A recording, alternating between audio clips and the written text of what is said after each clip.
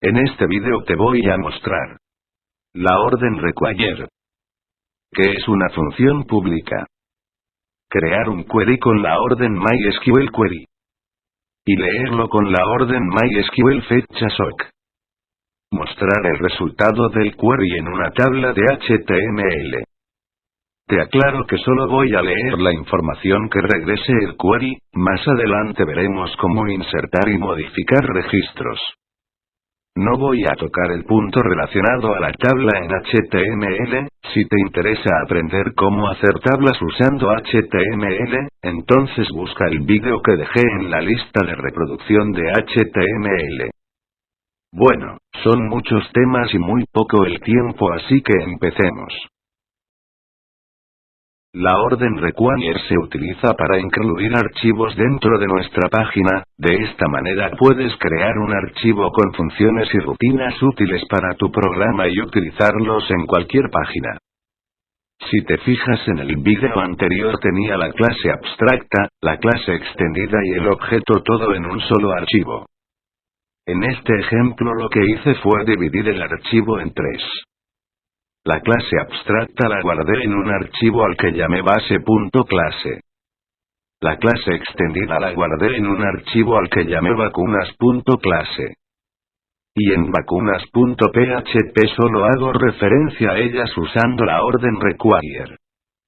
De esta manera lo que hay en base.clase y vacunas.clase se incluyen en el archivo de vacunas.php, así al momento de pedir la página PHP incluye los archivos y ejecuta los tres como si fueran uno solo. Esto es una gran ventaja, ya que si en la clase abstracta detectas un error y lo corriges, entonces el error se corrige en todas las páginas, o al menos en aquellas que hacen un require al archivo base.clase. De esta manera no tienes que abrir cada una de tus páginas web para hacer la misma corrección. Entramos en materia. Una función declarada como pública es accesible desde cualquier parte dentro de una clase abstracta, también es accesible desde cualquier clase extendida y por supuesto es accesible desde el objeto. En pocas palabras, una variable o función que tiene la orden public es accesible desde cualquier parte del programa a partir de la clase en la que fue declarada. El problema de usar funciones o variables públicas es que si defines una función pública en la clase abstracta y en la clase extendida, esto pudiera generar una confusión para quien revise tu programa. Pero para PHP esto le queda claro. Ante dos funciones definidas como públicas y con el mismo nombre en una clase abstracta y una extendida, se ejecutará la más próxima al objeto, esto es, se ejecutará la que se encuentra en la clase extendida ignorando la que se encuentra en la clase abstracta. En lo personal, lo que yo recomiendo siempre es usar nombres únicos en tus funciones y variables públicas. Aplicando lo que aprendimos en este vídeo entonces. Usamos la orden require para incluir en nuestra página la clase abstracta y la clase extendida. Con eso los tres archivos serán considerados como si fueran uno solo.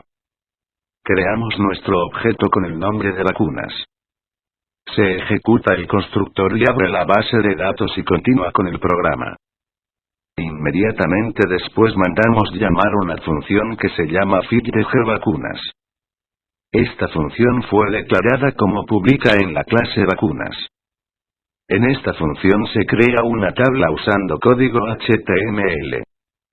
En los primeros tres renglones incluyó un botón tipo Submit, una etiqueta con el título de la tabla y un renglón a 3 columnas. Después inicializo una variable a la que llamé SQLCommand. En esa variable defino un query con el que mando llamar todos los registros en la tabla vacunas. Y le pido que los ordene por el nombre de la vacuna. Después paso el control a una función que se llama OpenMySQLQuery. Fíjate que paso 3 parámetros. En el primero le indico que el query se va a ejecutar en la base de datos ejercicios. En el segundo parámetro transfiero el query que acabo de definir. Y en el tercer parámetro le pido que me regrese el número total de registros que encontró. Aquí se transfiere el control del programa a la función OpenMySQL la cual está definida como pública en la clase abstracta.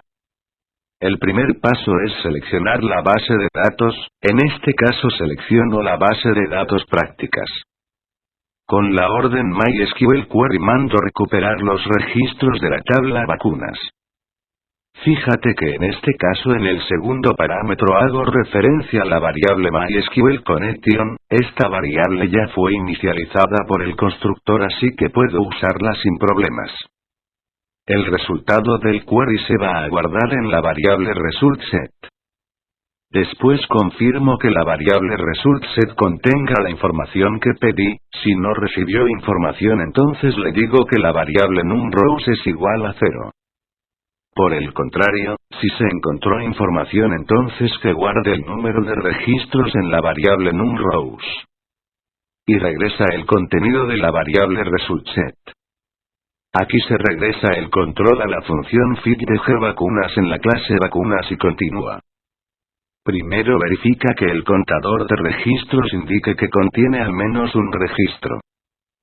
Si el contador de registros es igual a 0 entonces nos muestra una etiqueta avisando del problema. Y en caso de tener registros entonces ejecuta un ciclo con el que va a leer todos los registros que regresó el query. Por cada registro leído le restamos 1 a la variable rowCount y seguimos leyendo registros hasta que rowCount valga 0. Cerramos la tabla en HTML. En este punto termina nuestro programa por lo que la clase ejecuta el destructor y cierra la base de datos. Listo.